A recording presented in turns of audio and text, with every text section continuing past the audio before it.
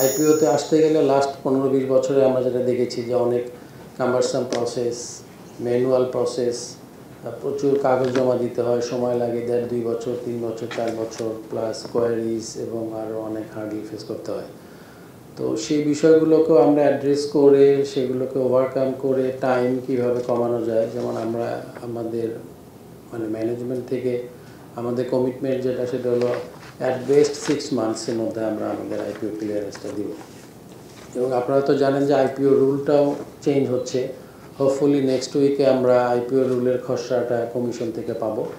পেলে হয়তো 15 দিন নর্মালি ওনারা সময় দেয়, তারপরে হয়তো বাই দিস ইয়ার আশা করি আমরা একটা নতুন আইপিও রুল পাবো।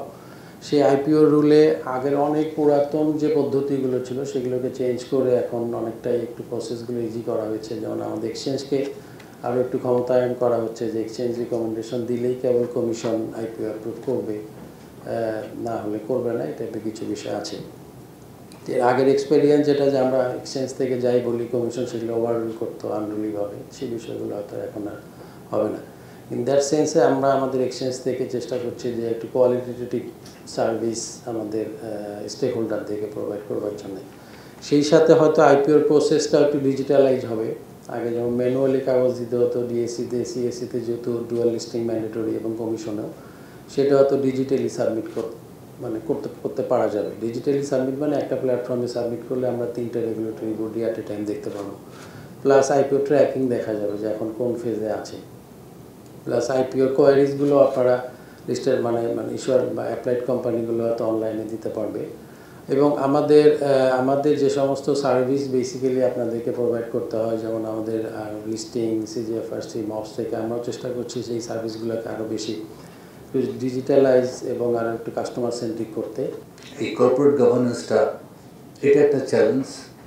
আপনি দেখেন কর্পোরেট গভর্নেন্স যে গাইডলাইন, সেখানে অনেকগুলো বার, ড্রো, ডন এগুলো আছে। অনেক ক্ষেত্রে কিন্তু এগুলো কমপ্লাই করা যায় না বাংলাদেশের এনভায়রনমেন্টাল সিচুয়েশনের পার্সপেক্টিভে। তো সেখানে এখন আপনি একটা রেগুলেটর, সিএসসি একটা রেগুলেটর, ডিএসসি একটা রেগুলেটর, অ্যান্ড বিসেক একটা রেগুলেটর, তারপর আরও ছোটো ছোটো অনেক রেগুলেটর আছে। সো এই সব কিছু মিলে এই গভর্নেন্সগুলো আমাদের দেশে তো ওইভাবে এখনও স্ট্রাকচার গড়ে ওঠেনি কর্পোরেট গভর্নেন্স, যার জন্য দেখবেন বাংলাদেশের কোনো কোম্পানি 4 জেনারেশনের বেশি টিকে না।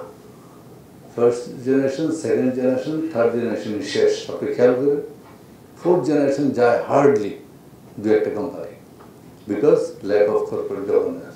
সো ওই প্র্যাকটিসটা করতে চায় না, কারণ এখনও বলে যে আমি মালিক, উনি কর্মচারী, ওনাকে কলিগ ভাবা শিখে নেই। তো কর্পোরেট গভর্নেন্স কি, আমার টাকা আমি খরচ করবো। অনেক মালিক দেখবেন যে নিজে ড্রয়ার থেকে চেক বই ব্যাক করে লিখে তারপর পার্টি পেমেন্ট করে, সিএফও সাহেব দিয়ে দেয় ভাউচার, যেটা এন্ট্রি করে, এরকম আছে। বাট এটা আস্তে আস্তে চেঞ্জ হচ্ছে।